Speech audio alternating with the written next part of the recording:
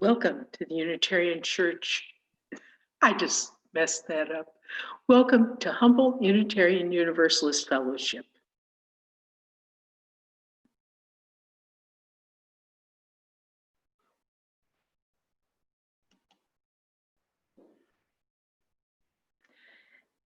Scarlett will give us our Zoom orientation and announcements and invitation.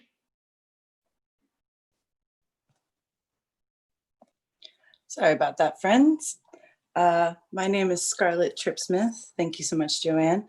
And I will be your Zoom facilitator for today. So welcome. We please ask that you stay muted during the duration of this service. We have tried to provide the order of service in the chat so you can access it easily. For our joys and sorrows today, they will be going to Joanne Huffman. So if you would please go to where it says chat and a white pop-up will appear. And at the bottom where it says send to, it'll say, you can click on the blue ink and a bunch of names will appear. If you scroll through and find Joanne Huffman, please send your joys and sorrows there. And then they will be able to be read by her at the appropriate time in the service. Please keep in mind that some speakers may be speaking louder or lower than others, so be aware that the volume might need some tweaking or variation throughout the service. We please ask that you keep your videos on throughout the duration of this service, or you can access everybody else here in the fellowship with you. And without further ado, I'd like to introduce Joanne Huffman with our chalice lighting. Thank you very much. We're so glad you're here. I'm Joanne Huffman. I'm being helped by Steve Satong, and we're going to worship this morning. Let us begin by opening sacred space. May the ringing of the bell bring us all together.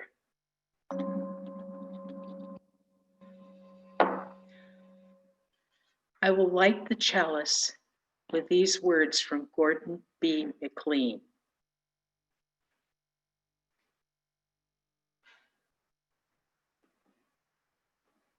Let there be light. Let it shine in dark places in moments of pain, in times of grief, in the darkness of hatred, violence, oppression, where there is discouragement and despair. Wherever darkness is to be put to flight, let there be light. As is our custom, let us remind ourselves of our commitment by renewing together our aspiration, which can be seen on this slide. May love be the spirit of this fellowship. May the quest for truth be its sacrament and service be its prayer.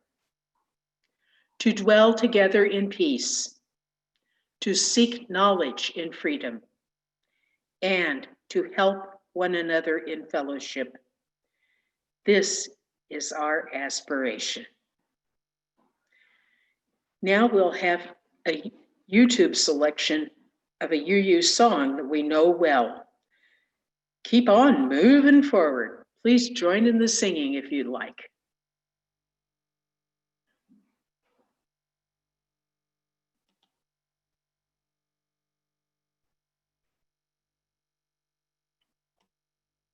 Moving forward, gonna keep on moving forward, keep on moving forward, keep on moving forward,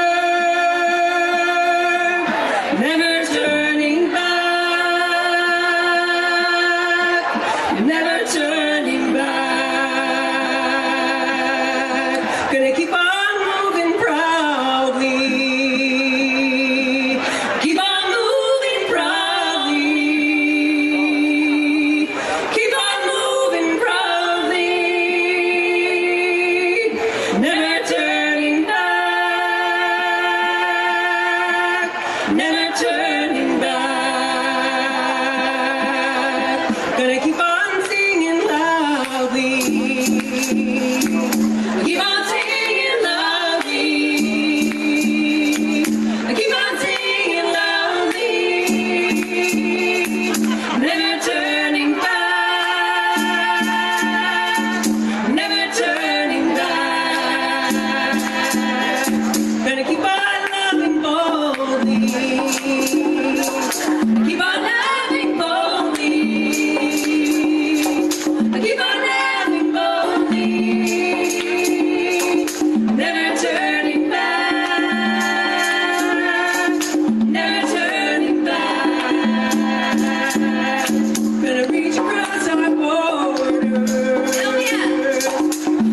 across the border,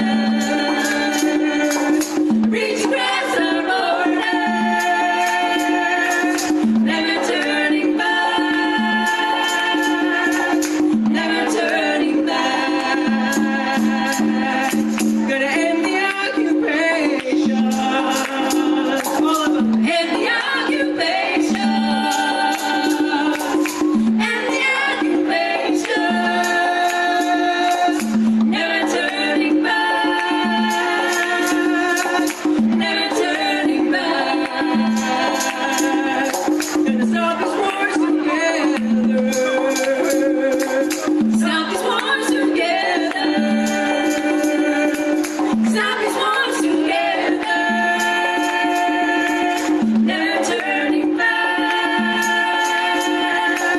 never turning back. Gonna keep on moving forward, keep on moving forward, keep on moving forward, never turning back, never turning back, never turning back, never turning back, never turning back, never turning back. Thank you.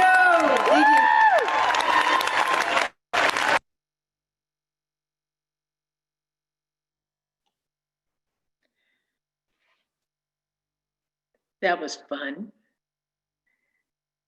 It's now time for joys, sorrows, and celebrations.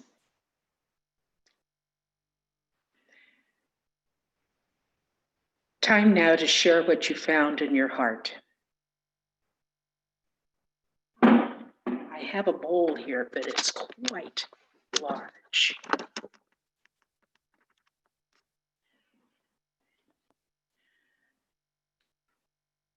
Steve wants to share that he's having an eye problem, but he's hoping it's minor.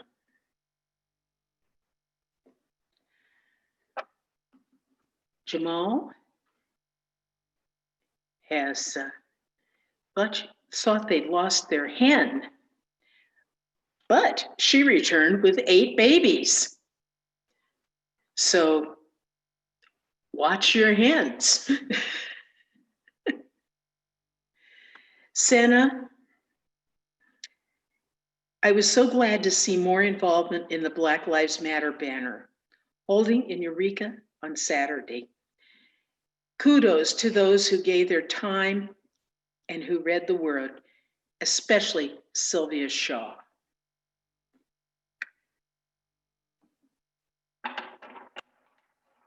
For each of those,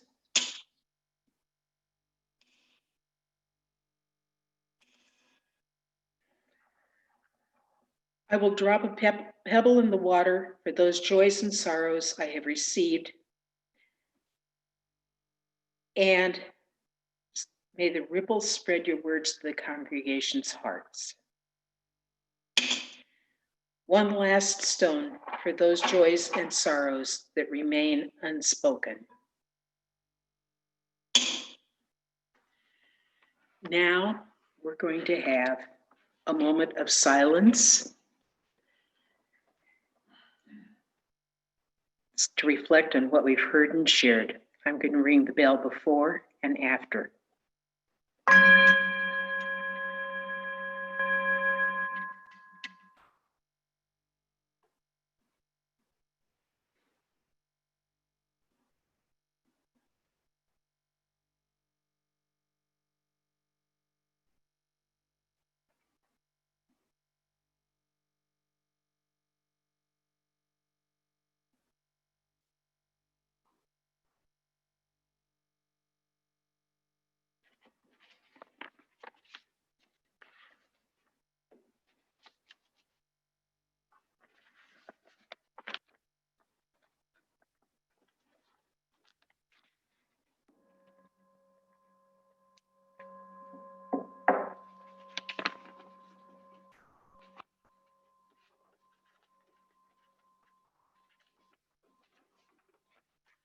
We have a reading called Pilgrimage by Reverend Rob Gregson. Spirit of life and love, neither migrants nor the undocumented, nor Jews nor the police. Amor sin fronteras ni paredes, love without borders or walls. We gather and we march with strength and determination to call out evil actions while holding fast to our faith that no one is forever outside the circle of amor sin fronteras ni paredes. Not African Americans or gays, lesbians, or transgender people. Folks who came here for the chance to live. We pray that our strength today builds and grows along the path we walk, the same one named by so many prophets across time and tradition. Buddha, Jesus, Muhammad, Mother Teresa. In the words of the contemporary Buddhist monk and teacher, Thich Nhat Hanh, written the day after the 9/11 attacks, we call on that same prophetic tradition so that we can hold in our arms the suffering of America as a nation, the suffering of humanity as a family, una familia, the suffering of the earth as a home for all of us. We need their energy so that we can become lucid and calm, so that we will know exactly what to do and what not to do in order not to make the situation worse. We know that responding to hatred and violence with hatred and violence only makes the hatred grow 1,000-fold. Only with compassion can we disintegrate hatred. We recommit ourselves today to standing up to the hatred with a thirst for la justicia, or justice informed by love. Steve will present the offering.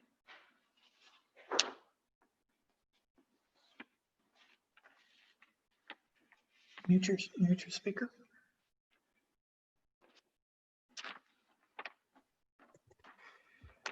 The offering is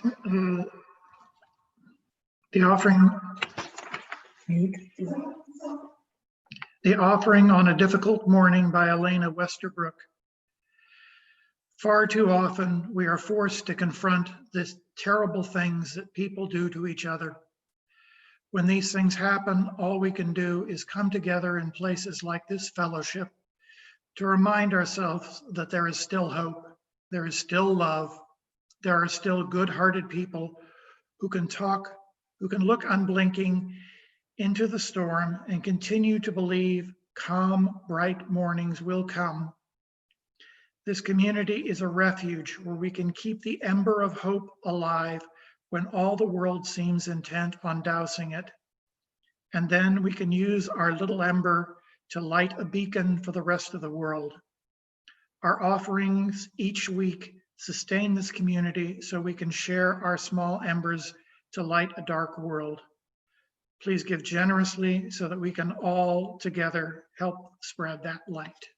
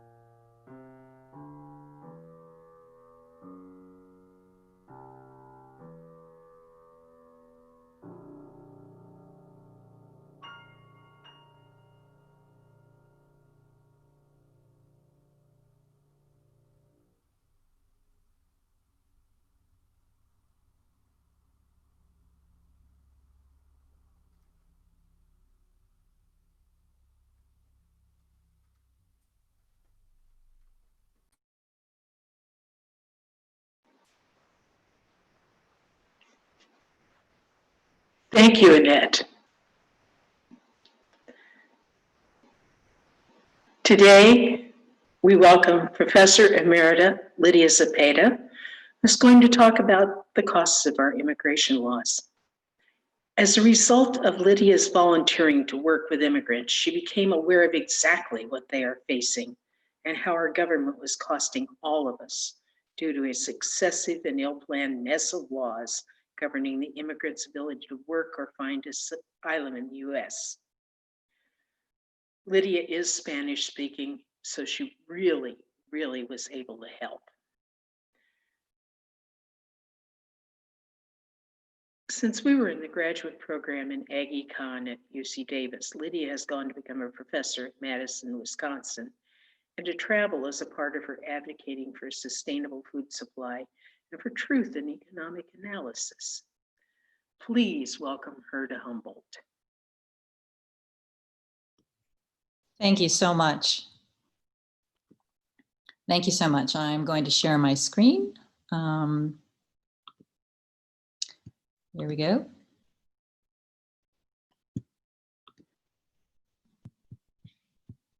And here is play. Okay. Upper left corner. Upper left corner, yes. It's, oh, I see. Sorry. There we go.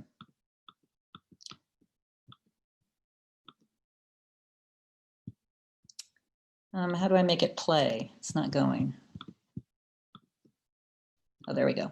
Okay, sorry, technical difficulties. Yeah, Joanna and I have known each other for nearly 40 years.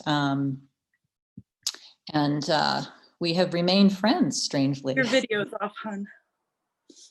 Okay, now let's start my video. Okay, I believe she shared the paper. It's available at my website, localandorganicfood.org. I'm actually a recovering economist, and I got into this simply because I got into the issue of immigration simply because I'm bilingual and I'm Hispanic, and was interested in trying to see if I could help. Okay, why is this not working? Okay, now I've lost it, haven't I? Can you still see my screen? Okay. Yeah. Okay, now there we go. Sorry, technical difficulties. So I wanted to start out today by talking about how we've created this problem of immigration in the United States. What's interesting to me is when I started looking at the data on immigration is that we're actually at a 54-year low in terms of border crossings. So this hoopla about illegal immigration and border crossings is actually a problem that occurred 20 years ago, if it was a problem at all. We had a peak of about nearly 2 million people in 1986 and then again in 2000. But since then, removals, or that's pretty close to apprehensions, and border crossings have been in decline. So they've been in decline for over 20 years. They haven't been this low since about 1966. DHS, Department of Homeland Security, actually acknowledges this. This is a quote from DHS. It's unlikely that unauthorized immigrant population has increased since 2007, given the relatively high US unemployment, improved economic conditions in Mexico, and record low numbers of apprehensions of unauthorized immigrants at the US border, and greater levels of border enforcement. So the Department of Homeland Security itself acknowledges that we do not have a problem with people crossing the border. But one thing that this panic does do is it diverts attention away from other problems that we have. We all know that it's diverting attention away from things like COVID-19, but it also diverts attention away from legal immigration, as well as a bigger illegal immigration problem, which has to do with people overstaying their visas. If you look at our immigrants population, it's been growing. There's about 44 million immigrants in the US. It's about 14% of the population. It's the highest since 1910. And 77% of them are here legally. They're naturalized, they're legal permanent residents, they're people here on temporary work visas, or they are workers or students on temporary visas. And the unauthorized immigrants are about 23% of this, about 10.5 million people, which has decreased steadily since 2007. And if you're interested, refugees who are here legally, we only let in 22,000 in fiscal year 2018, which is less than the 45,000 cap that we have. So what are our policies are really targeting a specific group of people, and our enforcement is targeting a specific group of people. And those people are Mexican and people from the Northern Triangle, people from Guatemala, Honduras, and El Salvador. If you look at illegal overstays, those are the people who come here legally, but their visas expire and then they're here unlawfully. There are nearly 700,000 people. Compare that to the apprehensions by Border Patrol, which are only about 200,000. So there's 3 times as many people who are overstaying their visas as there are illegal border crossings. So why target border crossings? Why be concerned about the border if most of the people who are here illegally are actually coming in legally and then overstaying their visas? Well, the reason is to target Mexicans and Central Americans, because 91% of those who overstay their visas are not Mexican or from Guatemala, Honduras, or El Salvador. But 96% of the people who are apprehended crossing the border are. So these policies of concentrating on the border are a way of concentrating our policy to focus on Mexicans and Central Americans. And in addition, if you look at those people in detention, 85% of those people detained are Mexican and Northern Triangle. Why target these people? Well, because the Hispanic population has been growing in the US. It is now it is the largest minority group in the US. It is nearly 1 in 5 people in the US. And yet, anywhere you look in our society, other than agriculture, you'll see Hispanics are underrepresented. They're underrepresented in media and positions in politics and in education. So we have this policy of targeting Hispanics, Mexicans, and Central Americans, and we are throwing a huge amount of money behind this, $30 billion. Most of it's going to Border Patrol, 16 billion, ICE gets nearly 9 billion, and CIS gets about 5 billion. Compare that with the Department of Justice Executive Office of Immigration Review, and they get only 500 million. This office in the Department of Justice actually adjudicates all of the cases. So they're actually the ones that hear people's asylum cases. They grant visas like U visas and T visas. Their combined budget is less than 2% of DHS's budget. And yet they've completed nearly 200,000 cases. And if you look at how much it costs for them to complete an immigration case, it is a bargain. It's only about $2,500 per completed case. Compare that to what it costs Border Patrol to apprehend someone. If you take the Border Patrol budget and divide it by the number of apprehensions, and I realize this is a bit of an overestimate, but it works out to be $14,000 per apprehension. And their staffing indicates that for each person in the Border Patrol, they apprehend about 5 people. And if you take that budget over time and look at apprehensions, and the cost per apprehension went from about $200 per apprehension in 1990 to nearly $14,000 per apprehension. Huge increase in costs. And as Jan will tell you, the marginal cost of this is ridiculous. So why have the costs of apprehension gone up? Well, because fewer people are crossing. We're trying to deal with a problem which doesn't exist. And in addition, Congress keeps throwing money at a problem that occurred 20 years ago. And furthermore, the apprehensions are getting far easier. DHS estimates that close to 80% of the people who cross the border they capture. And largely that's because they're concentrated in a very narrow area where they're crossing. In the Rio Grande Valley, about half the people are crossing. And that's about a 200-mile stretch of the entire border, the Rio Grande Valley sector of Border Patrol's territory. And in addition, about a third of the people are either female or juveniles, so they're easier to catch. In addition, we have detention costs going up. And why are we even detaining people? Well, you can thank Congress, because in 1996, they passed two laws, the Anti-Terrorism and Effective Death Penalty Act and the Illegal Immigration Reform and Immigrant Responsibility Act, which increased the number of people we put in detention in terms of immigrants. And then in 2009, Senator Robert Byrd, a Democrat from West Virginia, implemented a bed quota. In other words, allocated a certain number of beds to ICE for detention. Congress, in addition, increased that allocation, or that bed quota, to 52,000 beds per year at a cost of $145 per night per person.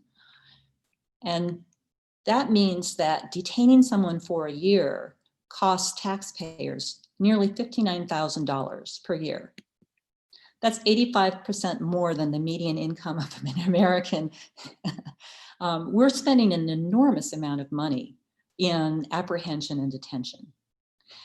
And we're doing this by giving this money to both for-profit and nonprofit organizations, as well as county and state jails for detention. ICE does not use federal facilities.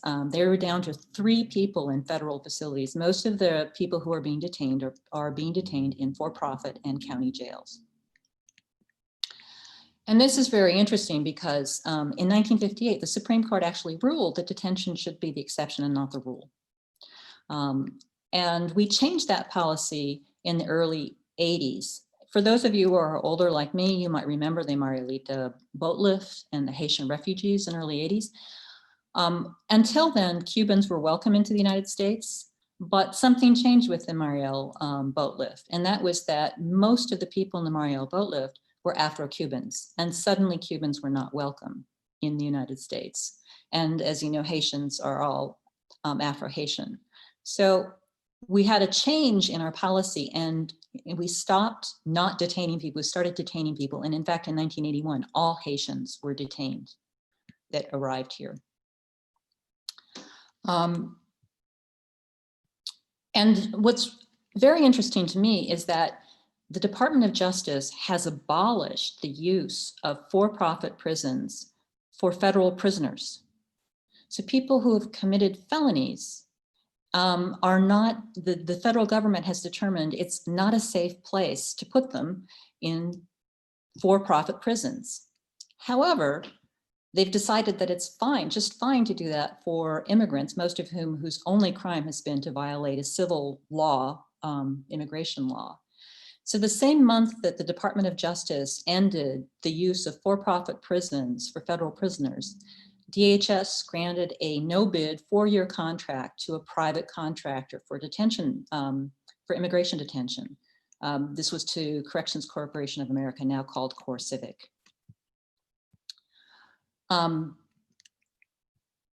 This is a very interesting contract because CoreCivic gets $20 million a month for family detention. This is their detention center in Dilley, Texas, where I have actually volunteered twice. And they get $20 million a month, whether any beds are occupied or not.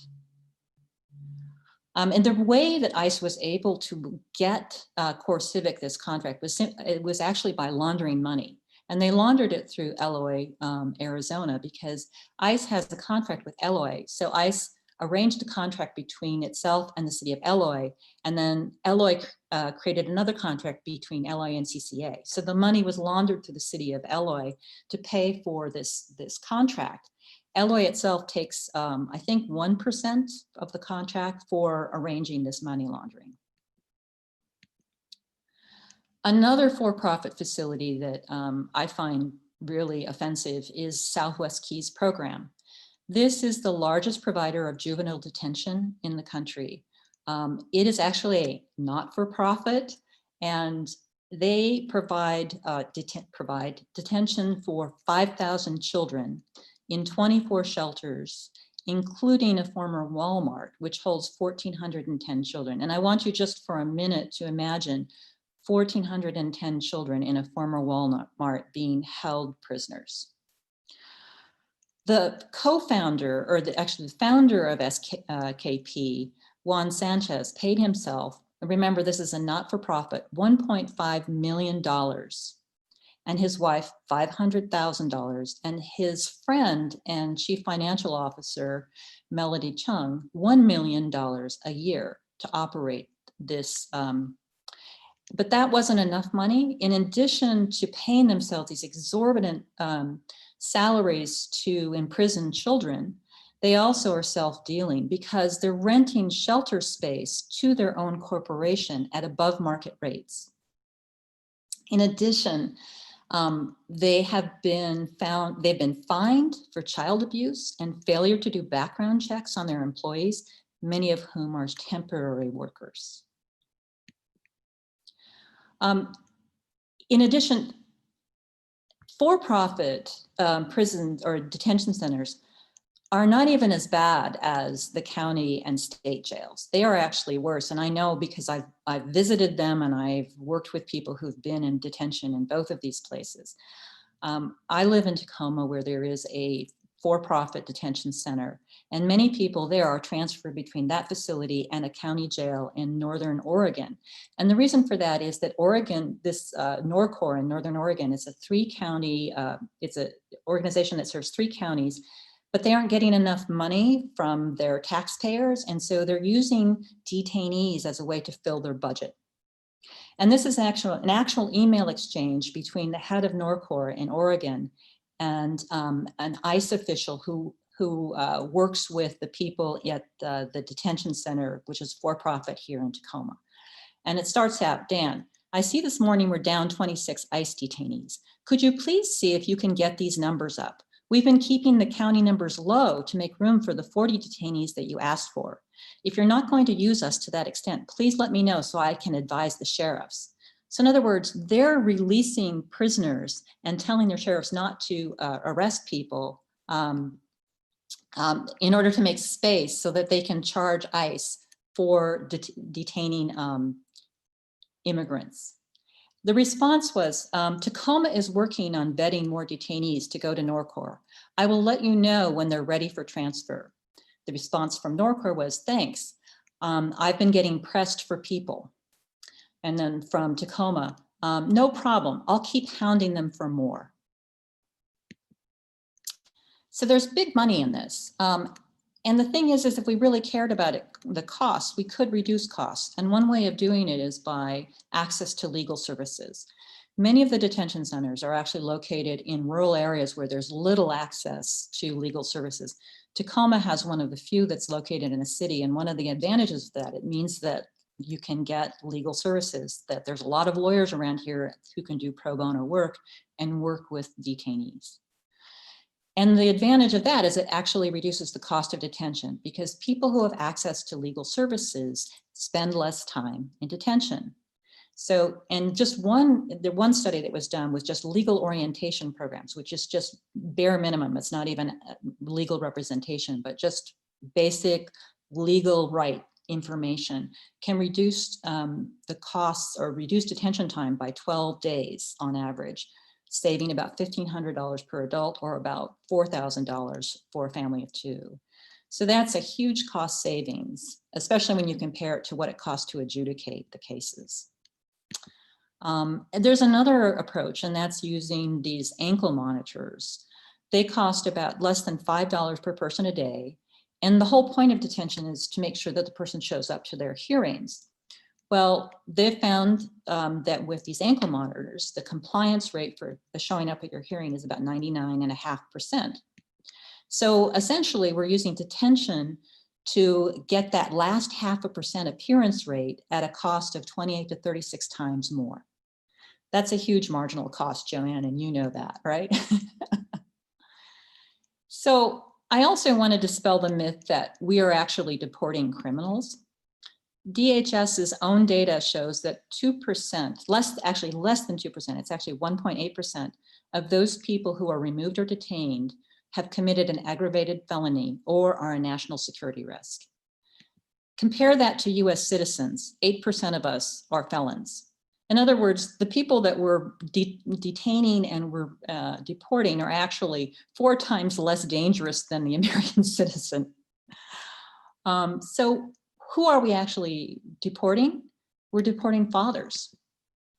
Half the men in detention have children, and 1/4 of those being deported are parents of US citizens. Every year we put 5,000 kids into foster care because one of their parents or both of their parents have been deported. And we're putting at risk 5 million US children who have at least one undocumented parent. I also want to dispel the myth that US policies are anti-immigrant. They're really not. They're specifically anti-Hispanic immigrant because our illegal overstays are not being targeted at all. They're not being rounded up and they're not being detained. And they're three times as many as those as the people who are crossing illegally. But they're not from Mexico or the Northern Triangle, so nobody cares if they're here. And we also don't care about all of the 4 million temporary workers and families who are here legally. There's 10 times more than the illegal crossings, but those people are from East and South Asia. And what's interesting to me is that these temporary workers can stay here for up to 6 years and work in jobs that if you compare the average American, they only stay in a job for less than 5 years. So it's not exactly very temporary. So specifically, our policies are not anti-immigrant, they're anti-Mexican and Central American men and anti-Muslim, but that's a whole nother story. The other myth I'd like to dispel is that our policies are not the fault of Congress, because Congress passed the 1996 Anti-Terrorism and Effective Death Penalty Act, and they passed the Illegal Immigration Reform and Immigration Responsibility Act. If they were to repeal those acts, that would reduce the number of people who are being detained and deported. They also passed a law in 2005 that expanded expedited removals from ports of entry to within 100 miles of borders. So not only can people at the border be sent back without a hearing, they can also pick up anybody within 100 miles and just send them out of the country. Congress also passed a bed quota for detention, and they also pass ICE and Border Patrol's budget. So our problems with our policy are very much Congress's fault. And it's not to say that the presidents, both the current and the past, are not at fault, but they are not the only ones at fault. The other myth, of course, is that illegal immigrants are taking jobs from Americans. They're mostly concentrated in low-paid jobs that Americans don't want: agriculture, hospitality, and the low-end construction jobs. And what I find interesting as an agricultural economist is there is an alternative for the agricultural work, the H-2A visa, which would require farmers to pay more, but farmers prefer the undocumented workers because they can pay them less. On the other end of the scale, you have the very skilled workers that are on H-1B visas, and corporations claim they can't find skilled workers. At the same time, our wages in the US have been stagnant, so they don't seem to be trying too hard. And so really, it's these temporary legal immigrants who are taking jobs from skilled workers. And those skilled jobs are also very interesting because 1/4 of those jobs require only a 2-year associate's degree. But what corporations really like about these H-1B holders is that they can be fired at will. So if they cause any trouble, if they try to organize, if they just, you know, for any reason, you can fire them, which means they're then deported.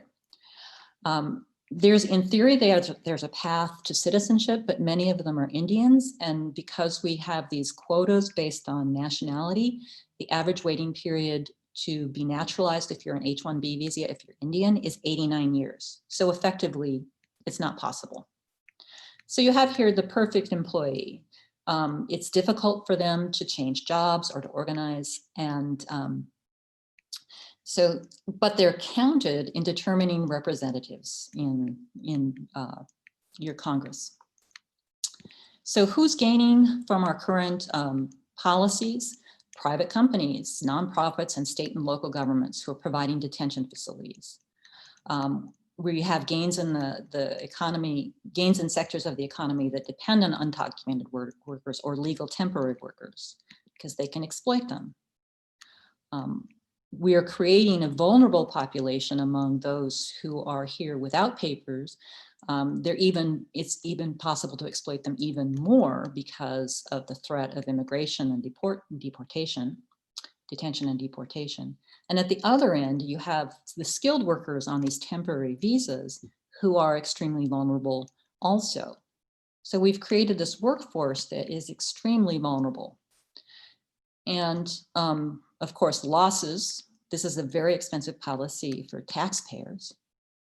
And it's very expensive for families. I mean, apart from the humanitarian costs, families of undocumented or unauthorized immigrants have legal expenses, lost income, and broken families. I know of one person who was deported. He was Mexican, and he had 2 children with a US citizen, and she had 4 other children. He was the breadwinner. When they deported him, that left 6 children and his wife, who was disabled, all US citizens, without any source of income because he was the breadwinner. So the legacy of our current policy is a generation of children whose families and friends are being detained and deported. And I want to just end here by saying that nearly the entire increase in deportations since 2003 is due to Mexican and Central American men, and they are not the entire population of people who are here in unauthorized way. And I want to end with a quote from my favorite author, Hannah Arendt. The task of a totalitarian police is not to discover new crimes, but to arrest a certain category of the population. And I know this is not a very uplifting talk, but I think we're going to now turn over to an uplifting hymn as the closing. So thank you very much for your attention, and I'll take questions in the coffee hour.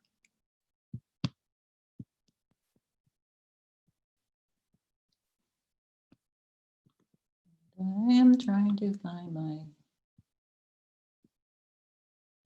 thank you.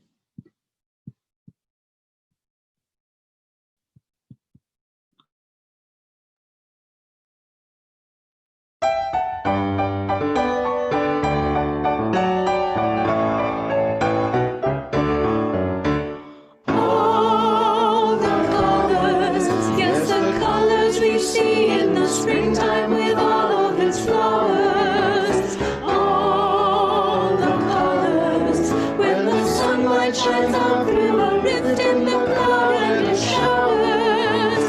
All the colors, as the rainbow appears when a storm cloud is touched by the sun. All the colors above for the whole world around and for everyone under the sun.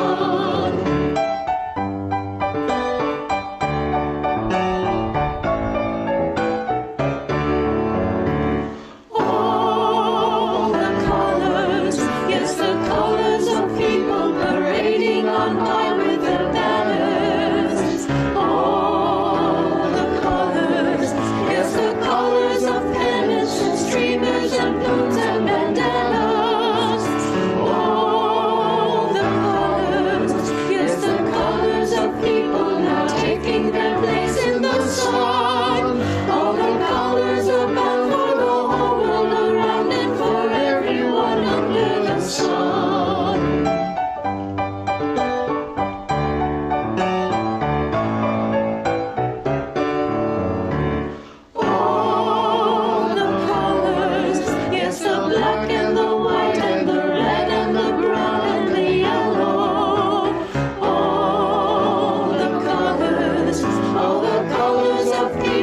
to smile and shake hands and say hello.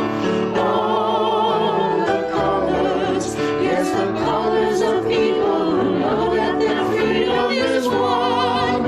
All the colors of man for the whole world around and for everyone under the sun.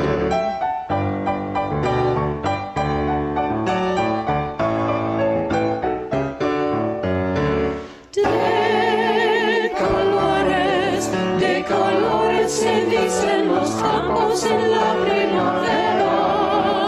De colores son los pajaritos que vienen de afuera. De colores es el arco iris que vemos decir. Y por eso los grandes amores de muchos colores me gustan a mí.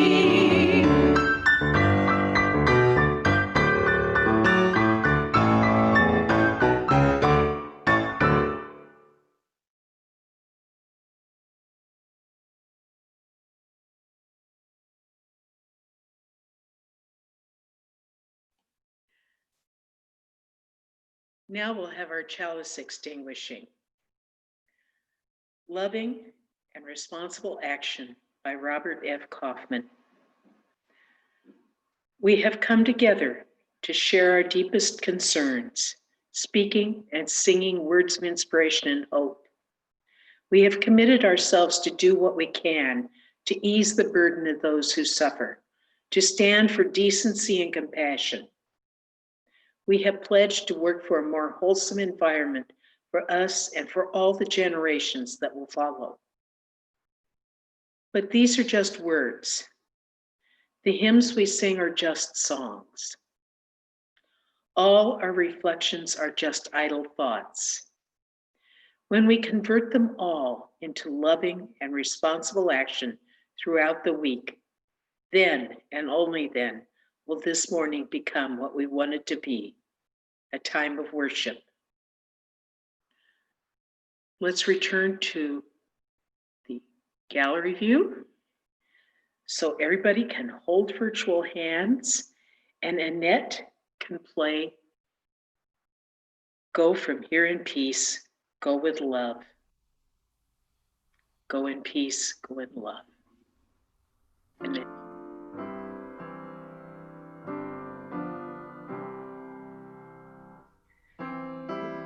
In peace, go in love.